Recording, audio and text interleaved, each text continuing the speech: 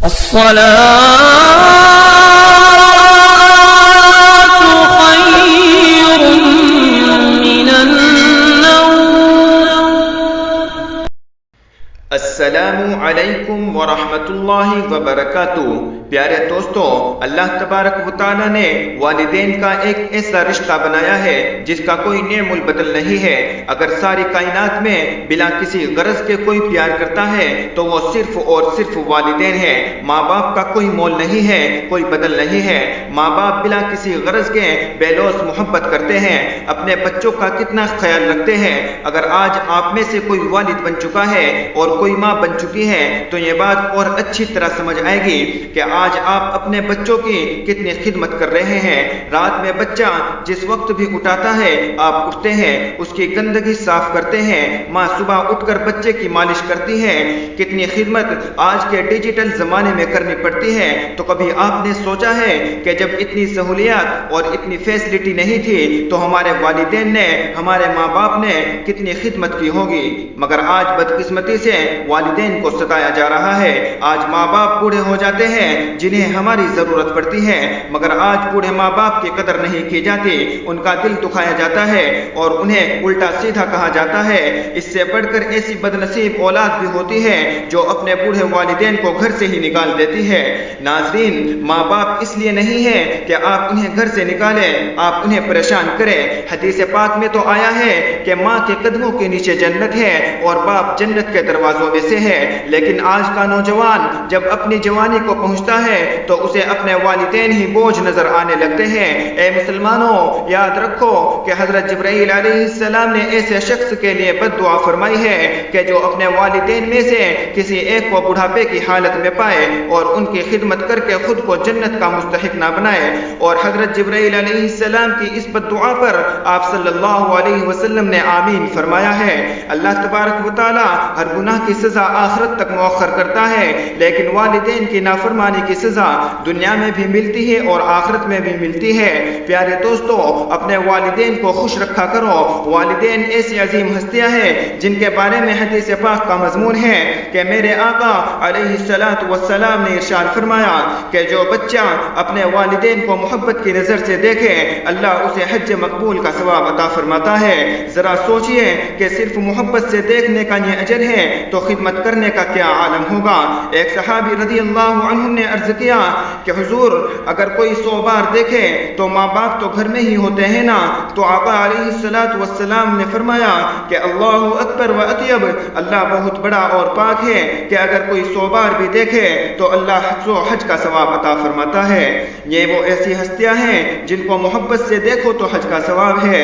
اور ہو بھی کیوں نہ کہ ایک بچے کی پرورش میں کتنی مصیبتوں اور کتنی تکلیفوں سے والدین کو گزرنا پڑتا ہے، اور خاص طور سے ماں کو، کہ ماں بچے کی پیدائش سے پہلے ہی نہ جانے کیسی کیسی تکلیفوں کا سامنا کرتی ہے۔ نبی کریم صلی اللہ علیہ وسلم کے پاس ایک شخص آئے اور عرض کیا کہ اے اللہ کے رسول صلی اللہ علیہ وسلم، میرے اوپر سب سے زیادہ کس کا حق ہے؟ تو آپ صلی اللہ علیہ وسلم نے فرمایا کہ تیرے اوپر سب سے زیادہ حق تیری والدہ کا ہے۔ اس نے پھر پوچھا کہ ماں کے بعد کس کا حق ہے؟ تو آپ صلی اللہ علیہ وسلم نے فرمایا کہ تیری والدہ کا۔ انہوں نے تیسری مرتبہ یہی پوچھا اور آپ صلی اللہ علیہ وسلم نے فرمایا کہ تیری والدہ کا۔ اس نے پھر پوچھا کہ اس کے بعد کس کا حق ہے؟ تو آپ صلی اللہ علیہ وسلم نے فرمایا کہ تیرے باپ کا۔ اس حدیث میں آپ صلی اللہ علیہ وسلم نے ماں کے حق کو 3 مرتبہ ذکر فرمایا، اس لیے کہ ماں نے اکیلے 3 بڑی مشقتیں اٹھائی ہیں۔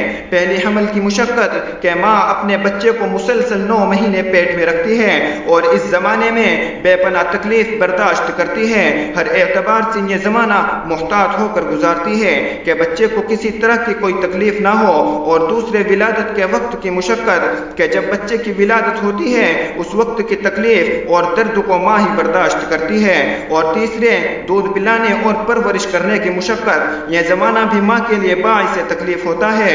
اس وقت بچہ نہایت کمزور ہوتا ہے اور ماں اس کی نجاست اور صاف صفائی کا خیال رکھتی ہے، کبھی بچہ روتا ہے تو ماں اپنی راتوں کی نیند قربان کر دیتی ہے اور اپنے بچے کو سینے سے لگا کر پوری رات یوں ہی گزار دیتی ہے اور خود گیلے بستر پر لیٹ جاتی ہے، لیکن بچے کو ہمیشہ سوکھے بستر پر ہی سلاتی ہے۔ ان تینوں مشقتوں کی وجہ سے ماں کی خدمت کو 3 بار ذکر فرمایا گیا ہے، اور اس حدیث سے یہ بھی معلوم ہوا کہ خدمت کے لحاظ سے ماں کا حق مقدم ہے۔ پیارے دوستوں، والدین کتنی عظیم نعمت ہے، ذرا غور کیجئے کہ والدین کے کس قدر احسانات ہم پر ہیں۔ انسانیت کی سب سے پہلی کلاس ماں ہی کی گود ہوتی ہے۔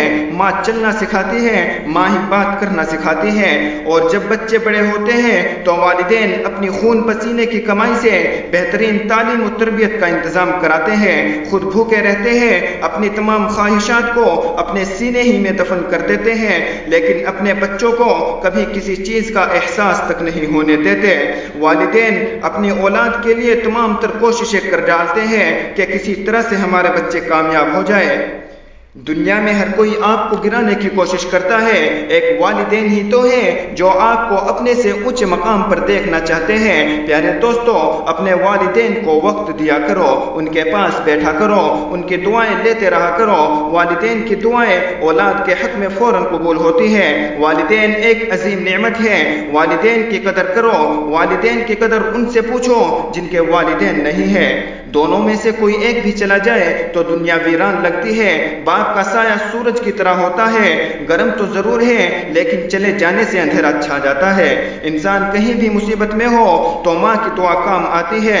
حضرت موسیٰ علیہ السلام کا قصہ ہے کہ جب وہ اپنی ماں کے انتقال کے بعد طور پر جانے لگتے ہیں تو اللہ تعالیٰ نے فرمایا، اے موسیٰ ذرا سنبھل کر چلنا، آج تمہیں دعائیں دینے والی ماں نہیں ہے۔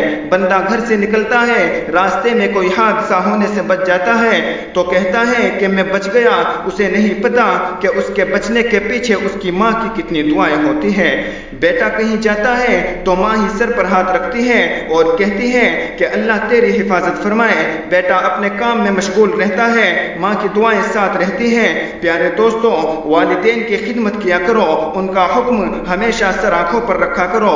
والدین کی خدمت کے بے شمار فائدے ہیں۔ آپ صلی اللہ علیہ وسلم نے فرمایا کہ جو شخص یہ چاہتا ہو کہ اس کی عمر میں برکت اور رزق میں وسعت ہو تو اسے چاہیے کہ والدین کے ساتھ اور رشتہ داروں کے ساتھ حسن سلوک کیا کرے، اور دوسری جگہ ارشاد فرمایا کہ اپنے والدین کے ساتھ نیکی کیا کرو تاکہ تمہاری اولاد تمہارے ساتھ بھی نیکی کرے۔